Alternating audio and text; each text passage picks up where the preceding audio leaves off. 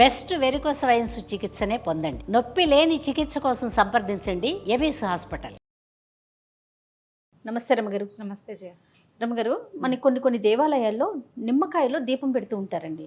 దీనికి ఏమైనా ప్రత్యేకమైన కారణాలు ఉంటాయా? అంటే ఏ ఫలితం కోసం నిమ్మకాయలో దీపం పెడుతూ ఉంటాం? దుర్గాదేవి అనుగ్రహం కోసం పెడతారు. నిమ్మకాయ దీపం మామూలు సమయాల్లో వాటికంటే కూడా రాహుకాలంలో పెట్టడం విధానం. అవును. ఈ రాహుకాలం అంటే ఎప్పుడు వస్తుంది? రోజుకి ఒక టైం ఉంది. మంగళవారం 3 నుంచి 4:30 దాకా సాయంకాలం, ఓ పావు గంట 10 నిమిషాలు అటు ఇటుగా ఉంటుంది, 3 to 4:30. శుక్రవారం 10:30 to 12. ఈ 2 రోజుల్లోనే ప్రత్యేకంగా మనం దుర్గాదేవి కోసం పెడతాం. దీంతోపాటు అష్టమి నాడు పెట్టచ్చు. అష్టమి ఏ వారమైనా సరే, అష్టమి ఏ వారమైతే ఆ వారానికి సరిపడిన రాహుకాలంలో చూసి పెట్టుకోవచ్చు.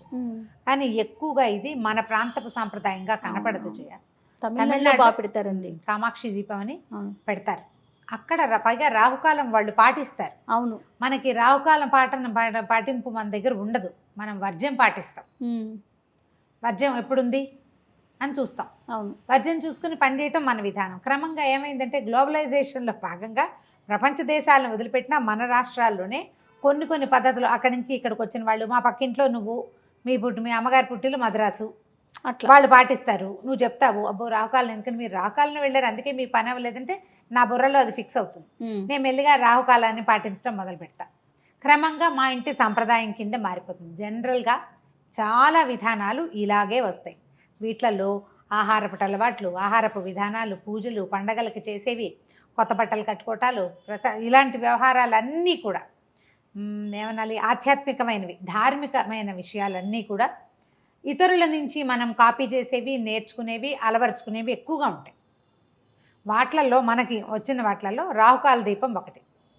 భక్తి కూడా అంతే చూడు, అవి కూడా అంతే అలాగే వస్తాయి. ఈ రాహుకాల దీపం ఒక 15-20 ఏళ్ల నాడు అసలు కనపడేదే కాదు. హైదరాబాద్లో స్కందగిరిలో కామాక్షి అమ్మవారిది ఒక అమ్మవారి దేవాలయం, ఉపాలయం, అక్కడ కనిపించేవి నేను 25-27 years బ్యాక్ నేను చూశాను.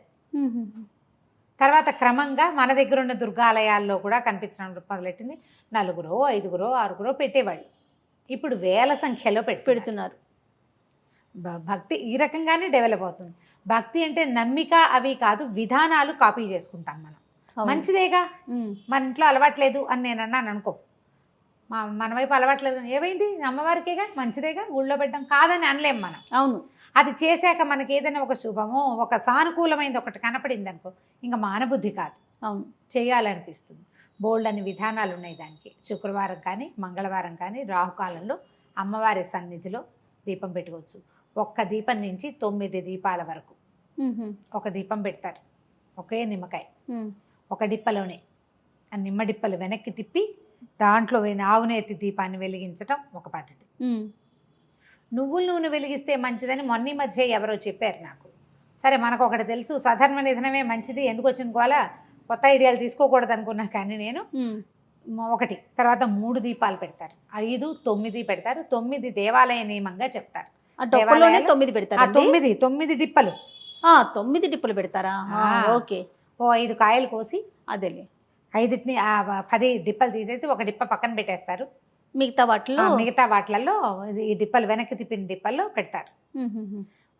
ఒక చోట ఒక దేవాలయంలో అయితే అసలు డిప్ప వెనక్కి తిప్పకుండా నిమ్మకాయ కట్ చేయటం, దాని మీదే ఆవునేతి దీపాన్ని ఒత్తిని ఆవునేతిలో నానబెట్టారు, అది ఎత్తి పెట్టారు. ఓకే. చాలామంది ఎట్లా చేస్తారంటే విధానాలు ఒకళ్ళనొకళ్ళు కాపీ చేస్తాం కదా. ఈ నిమ్మకాయ రసం పిండేస్తారు, దాన్ని పారవేయకుండా ఆ నిమ్మ రసంతో పులిహార చేసి నివేదన పెడతారు. అమ్మవారు ఎట్లాగూ మన పసుపచ్చన్న ఇష్టం, హరిద్రాన్నైక రసిగా అని చెప్తారు లలితలో. ఆవిడకి హరిద్రాన్నం అంటే ఇష్టం, పసుపు అన్నం అంటే పులిహోర ఇష్టం. నిమ్మకాయ పులిహోర అమ్మవారికి నివేదన. రసం పారేయక్కర్లేదు, అది కూడా అమ్మ సేవలోనే వినియోగింపబడుతుంది కాబట్టి మనం ఇలా పెట్టుకోవచ్చు. రమ్మగారు, దేవాలయాల్లోనే వెలిగించాలా, ఇంట్లో కూడా పెట్టుకోవచ్చా? ఇంట్లో కూడా పెట్టుకోవచ్చు. ఆ సమయంలో పెట్టుకోవచ్చు. మనం ఎట్లా అంటే అప్పటిదాకా అభోజనంగా ఉండి శుక్రవారం 10:30 దాకానే కదా, 10:30కి మనం ఇంట్లోనే ఓ చిన్న పీట ఏదైనా ఒక ప్రత్యేకంగా అట్టి పెట్టుకోండి. పద్ధతులే, తమిళనాడు సాంప్రదాయాలే, వాళ్ళంతా ఇట్లాగే చేస్తారు. అవును. పీట మీద చక్కగా ముగ్గేసి నిమ్మకాయలు పెట్టడానికి వీలుగా ఏర్పరచుకుని ముగ్గు మీద ఈ 9 ఇవి పెట్టుకోవటం. 9 చెప్పాక 3, 5 ఎన్నైనా పెట్టచ్చని మనం ఏదైనా ఒకటి అలవర్చుకుంటే ఇంకా దాన్ని కంటిన్యూ చేసుకోవాలి ఓకే. ఓ పద్ధతి ప్రకారం. ఇదేంటంటే మనకి జాతకాల్లో రాహుగ్రహానికి ఇబ్బందులు ఉన్నప్పుడు రాహువుకి అధిష్టాన దేవత దుర్గ, అందుకోసం ఆమెని ఆరాధించడం కోసం దుర్గా స్తవం చదువుకోవటం. దుర్గా ద్వాత్రింశమాల ఒకటి ఉంది, 32 నామాలు ఉన్నది. దుర్గా దుర్గార్తిసమని దుర్గాపద్వినివారిణి, మంచి శ్లోకం. అన్నీ దుర్గ దుర్గ దుర్గ దుర్గ వస్తాయన్నమాట.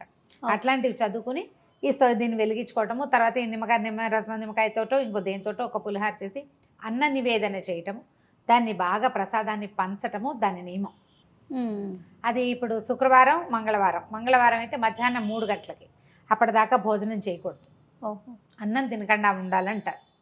3 గంటల నుంచి 4:30 దాకా. కానీ నేను చాలా చోట్ల గమనించింది ఏంటంటే మంగళవారాలు దేవాలయాల్లోనూ, శుక్రవారాలు ఇంట్లోనూ పెట్టుకుంటారు. ఓహో. శుక్రవార రాహుకాల పూజ లక్ష్మీదేవికి కూడా ప్రీతికరమని ఒక చోట వింటున్నాం ఇవాళ రేపు. కానీ ఎప్పుడైనా రాహుకాల పూజ అంటే రాహు సమయంలో పెట్టుకుంటేనే జపిస్తే అది దుర్గాదేవికి చెందుతుంది. ఆ సమయంలో దుర్గని గనక పూజిస్తే అమ్మవారి దయ వల్ల రాహు గ్రహం తాలూకు మనకి అంతర్దశలలోనూ విదశలలోనూ ఎక్కడో చోట రాహు తాలూకు ప్రతాపం ఉన్నప్పుడు, మనకి ఇబ్బందులు ఉన్నప్పుడు అవి తొలగిపోవటం కోసం సాధారణంగా జాతకాన్ని ఫాలో అయ్యి చేస్తారు ఇట్లాంటివి. కాదు రమ్మగారు, పెళ్ళైన వారైనా పెళ్లి కాని వాళ్ళు ఎవరైనా చేయొచ్చు. ఎవరైనా పిల్లలకి జాతకం చూపిస్తారు, రాహుదోషాలు ఉంటాయి, రాహుగ్రహంతో ఇబ్బందులు ఉన్నాయి, అలా చెప్పారనుకో ఏం చేయించమంటారు అంటే పరిహారం చెప్తారు, రాహుకాల దీపం పెట్టండి అంటే సులువు కదా. అవునవును. దుర్గాదేవికి సంబంధించిన స్తోత్రాలు కొన్ని చక్కగా చదువుకోవటం, నేర్చుకోవటం, దేవాలయానికి వెళ్ళి అక్కడ శ్రద్ధగా చేయటం, ఆ దీపాన్ని అమ్మవారికి చూపించడం. దుర్గ చక్కగా స్థిమితంగా కూర్చుని ఉంటుంది. అమీర్పేటలో ఉన్న దుర్గా అమ్మవారి దేవాలయంలో అయితే మంచి హడావిడిగా ఉంటుంది. అవును అవును. బాగా ఫుల్ టైం. అప్పుడు ఏంటంటే మనకి దేవాలయంలో అయితే ఏంటంటే చక్కగా అర్చన చేసుకునే అవకాశం, సాంగంగా పూజించుకునే అవకాశం లభిస్తుంది. మనం ఇంట్లో అయితే ఏంటంటే మనకి చేతొచ్చిన పూజ చేస్తాం. అవును. సాంగ పూజ సరిగ్గా ఎట్లా కుదురుతుంది? దేవాలయంలో అయితే అర్చక స్వామి ఎవరో ఉంటారు, వాళ్ళు చక్కగా అన్నీ చెప్తారు, ఒకదాని వెనకాల ఒకటి ఏం చేయాలి లైన్ ప్రకారం మనకే వచ్చి చేసుకోగలిగితే అది ఏమీ రాదయ్యా. మనకి గుళ్ళోకి వెళ్ళలేం, ఇంట్లో చేసుకోవాలి.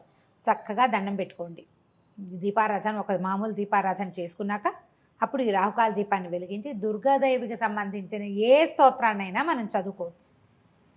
చదువుకుని పళ్ళు పాలు, తర్వాత ఇంట్లో ఉంటాం కాబట్టి పానకము వడపప్పు అలాంటివి నివేదన చేస్తే నిమ్మకాయ దీపం చాలా ఫలితం ఇస్తుందని, సమస్యలు రాహువు వల్ల వచ్చే సమస్యలు మనకి తొలగిపోతాయని చెప్తారు. ఇది ఒక మంచి ప్రయత్నం. ఇది అందరూ పెట్టాల్సిందే చేయాల్సిందే అని అనుకోవద్దు. మీకు ఆసక్తి ఉంటే పెట్టుకోవటం, ఆసక్తి ఉండి అవసరం ఉండి. ఇది మనకి గ్రహదోషాలు ఉన్న వాళ్ళకి చాలా బాగా ఫలితాన్ని ఇస్తుంది. మామూలుగా పెట్టుకుంటే కూడా మంచిదే. మేము శుక్రవారాలు మా లెక్క ఏంటంటే ఆ 12 గంటల దాకా ఉండాలి దీపారాధన. మామూలుగా కూడా ఉంటుంది. శుక్రవారం ఏదైనా కాస్త అటు ఇటుగా లేట్ అయినా, పూజ లేట్ అయినా కూడా 10:30 లోపల దీపం పెట్టాలి, రాకాలానికి ముందే దీపం పెట్టాలి అని పెట్టుకుంటాము. ఒక్కొక్క నియమం, మనం సింపుల్ నియమం పెట్టుకోవాలన్నమాట. మనం చేయగలగాలి కదా. ఏదైనా పెద్దది బరువు పెట్టుకోవడం సులువు, దానికోసం ఇంటిలి పాది ఇబ్బంది పడేలాగా ఉండకూడదు. ఈజీగా చేసుకుంటే కనుక మామూలుగా దుర్గా ఆరాధనే చాలా అత్యద్భుతమైన ఫలితాన్ని ఇస్తుంది. భయం పోగొడుతుంది. ఆపదలలో కూడా మన వెన్నంటి ఉండి, ఆపదలు రావని చెప్పలేం, వస్తాయి, వచ్చినా కూడా వాటిని తట్టుకోగలం, తప్పించుకోగలం, ఎవరిదైనా సహాయం లభిస్తుంది. అందుకని ఎప్పుడు దుర్గా పూజ చాలా సత్ఫలితాలను ఇస్తుంది. అందులో ఇదొక విధానం. తప్పకుండా. నమస్తే. నమస్తే.